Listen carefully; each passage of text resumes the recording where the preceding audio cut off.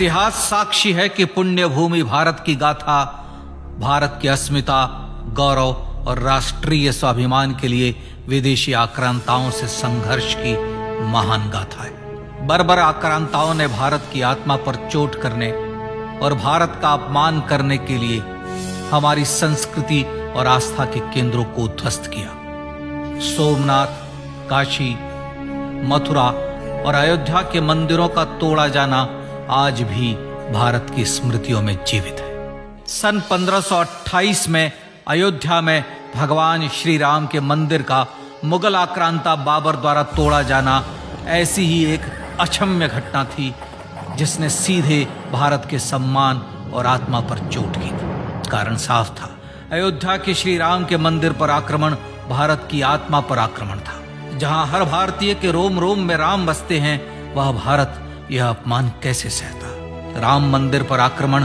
भारत को आहत कर गया था। विदेशी हमलावर अपनी बर्बरता दिखाते गए और भारत अपने आत्मगौरव को फिर से पाने के लिए संघर्ष करता रहा।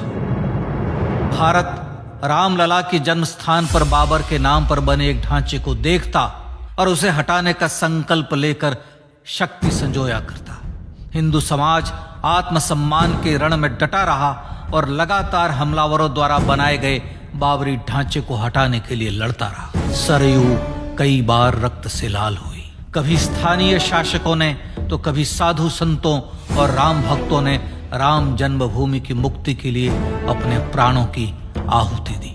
74 बार युद्ध हुए। हम कुछ मोर्चे हारे, पर रण जीतने का संकल्प कभी कम नहीं हुआ। हिंदू समाज तलवारों से रक्त रंजित हुआ, पर उसने हार नहीं मानी। उसका संकल्प अजेय था।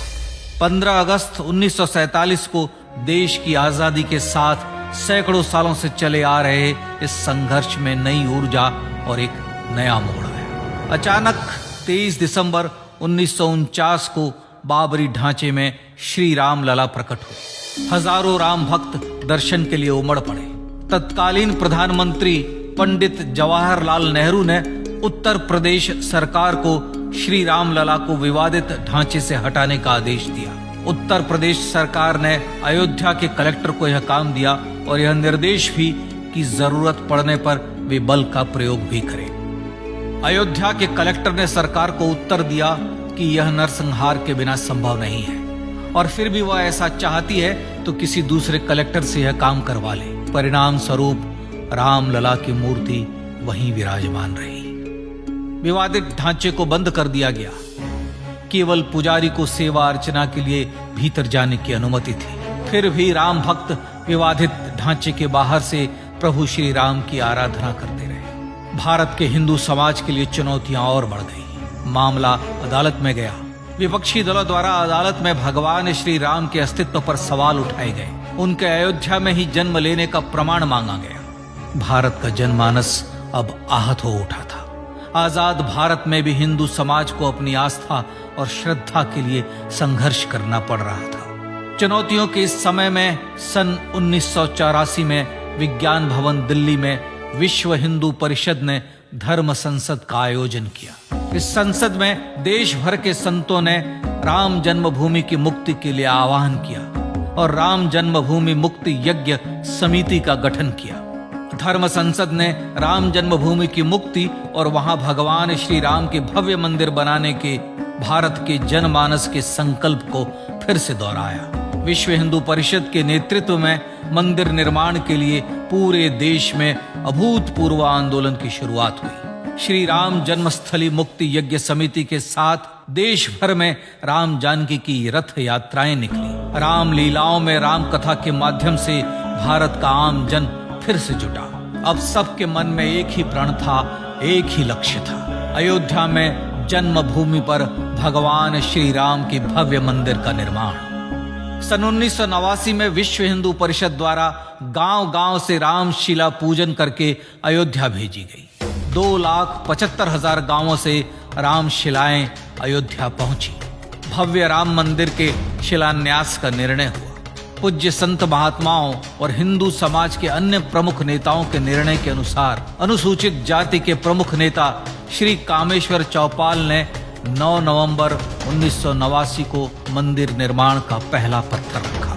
राम जन्मभूमि पर मंदिर निर्माण के लक्ष्य की पूर्ति के लिए सन 1990 में सोमनाथ से अयोध्या के लिए श्री लाल कृष्ण आडवाणी ने रथ यात्रा की शुरुआत की। देश में जन भावनाओं का ज्वार उमड़ने लगा। श्री लाल कृष्ण आडवाणी के रथ यात्रा के साथ साथ मंदिर के लिए जन समर्थन बढ़ने लगा और छद्म सेकुलरवाद बेनकाब होने लगा। इस जन आंदोलन को रोकने की तमाम कोशिशें हुई पर सब व्यर्थ हुई। विश्व हिंदू परिषद ने देशवासियों से अयोध्या में जन्मभूमि पर मंदिर निर्माण के लिए 30 अक्टूबर और 1 नवंबर 1990 को कार सेवा का आह्वान किया। परिणाम स्वरूप लाखों राम भक्त कार सेवा के लिए देश के कोने कोने से अयोध्या आए। इससे देश की एकात्मता का विराट दर्शन हुआ। कार सेवकों को रोकने के लिए उत्तर प्रदेश के तत्कालीन मुख्यमंत्री श्री मुलायम सिंह यादव ने अयोध्या में परिंदे को भी पर न मारने देने की घोषणा की। स्थितियां गंभीर हो गई। अयोध्या से 100-200 किलोमीटर दूर रेलगाड़ियां रोक दी गई। अयोध्या युद्ध भूमि बना दी गई। मार्ग बंद, रेल बंद, चप्पे चप्पे पर पुलिस। अयोध्या सैनिक छावनी में बदल गई। राम नाम पर ऐसी पाबंदी कि अर्थी ले जा रहे लोगों तक को रोका गया क्योंकि वे राम नाम सत्य कह रहे थे। लेकिन सैकड़ों किलोमीटर की यात्रा कर कार सेवक अयोध्या पहुंचने लगे। राम के गीत गाते, होठों पर हंसी और पांव में छाले लिए राम काज के लिए राम भक्त देश विदेश से अयोध्या पहुंच ही गए। कार सेवकों पर गोलियां चली। अनेक कार सेवक शहीद हुए। आजाद भारत में जन्मभूमि पर राम मंदिर के लिए कार सेवकों ने फिर एक बार अपना बलिदान दिया, पर कार सेवकों ने विवादित ढांचे पर भगवा फहरा ही दिया और इस तरह कार सेवा सफल हुई। श्री राम जन्मभूमि आंदोलन ने भारत की सुप्त आत्मा को झकझोर कर जगा दिया था। विश्व हिंदू परिषद ने फिर एक बार 6 दिसंबर 1992 को कार सेवा का आह्वान किया। राम भक्तों को कार सेवा करने देने के लिए अदालत में प्रार्थना की गई, पर अदालत ने कोई निर्णय नहीं दिया। परिणाम स्वरूप बौद्ध, जैन, सिख, स्वामीनारायण संप्रदाय, गायत्री परिवार, हर पंथ मत विचार के हिंदू एकत्र हो गए। छूत अछूत का भेद मिटा, जाति की पहचान मिटी। हम सब हिंदू, हम सब सिंधु बन गए। राम सिंधु में ज्वार उठा और देखते ही देखते 6 दिसंबर 1992 को श्री राम जन्मभूमि से बाबरी ढांचा सदा के लिए हट गया।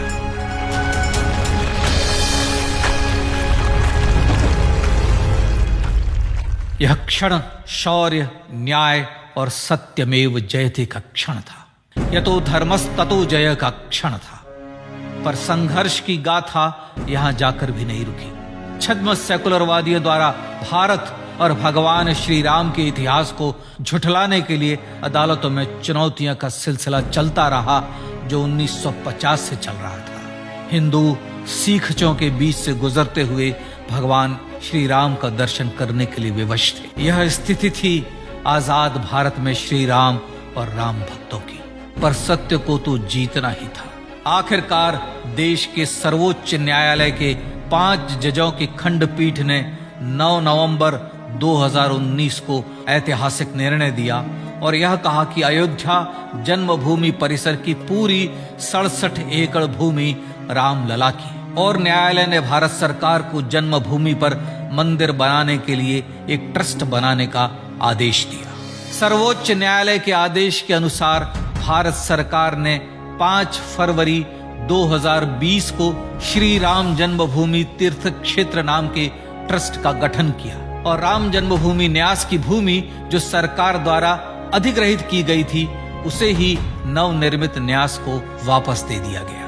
5 अगस्त 2020 को भारत के प्रधानमंत्री श्री नरेंद्र मोदी ने श्री राम जन्मभूमि तीर्थ क्षेत्र के अध्यक्ष पूज्य महंत नृत्य गोपाल दास, राष्ट्रीय स्वयंसेवक संघ के पूज्य सरसंघ चालक डॉक्टर मोहन भागवत एवं उत्तर प्रदेश के मुख्यमंत्री श्री योगी आदित्यनाथ की उपस्थिति में श्री राम जन्मभूमि पर भगवान श्री राम के भव्य मंदिर के लिए भूमि पूजन कर निर्माण कार्य का शुभारंभ किया। इस तरह लगभग 500 वर्षों से राम जन्मभूमि की मुक्ति के संघर्ष का पटाक्षेप हुआ। अपने आत्मसम्मान और राष्ट्रीय अस्मिता के लिए इतना लंबा संघर्ष विश्व के इतिहास में बेजोड़ है। श्री राम भारत की आत्मा, भारत की परिभाषा, हमारे राष्ट्रीय आदर्शों और जीवन मूल्यों के प्रतिनिधि मर्यादा पुरुषोत्तम हैं, जो हर हिंदू के होठों पर जन्म से मृत्यु तक रहे। बस यही हर हृदय में प्रार्थना होती है।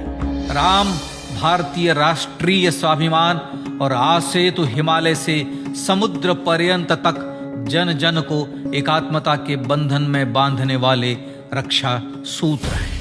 अयोध्या स्थित श्री राम जन्मभूमि पर बाबर का हमला वास्तव में भारत के स्वाभिमान और राष्ट्रीयता पर हमला था। प्रधानमंत्री श्री नरेंद्र मोदी द्वारा श्री राम जन्मभूमि पर राम मंदिर का पुनः निर्माण न केवल बाबरी मानसिकता का पराभव है, बल्कि संपन्न, सुखी, सुसंस्कृत, सर्वशक्ति संपन्न स्वराष्ट्र का सूर्योदय भी है। यह उस राम राज्य की दिशा में वह कदम है जिसकी अभिलाषा राज राजेंद्र चोल, कृष्णदेव राय, छत्रपति शिवाजी महाराज से लेकर महात्मा गांधी तक ने की थी। अयोध्या में जन्मभूमि पर भगवान श्री राम का मंदिर न सिर्फ राष्ट्रीय गौरव होगा, बल्कि वह श्री राम के आदर्शों का राष्ट्र मंदिर होगा। अब वह महान संकल्प पूरा होने जा रहा है। आइए इस राम यज्ञ, राष्ट्र यज्ञ में जिन ज्ञात और अज्ञात भारतीयों ने अपनी आत्माहुति दी है, उनका पुण्य स्मरण कर उन्हें श्रद्धांजलि दें।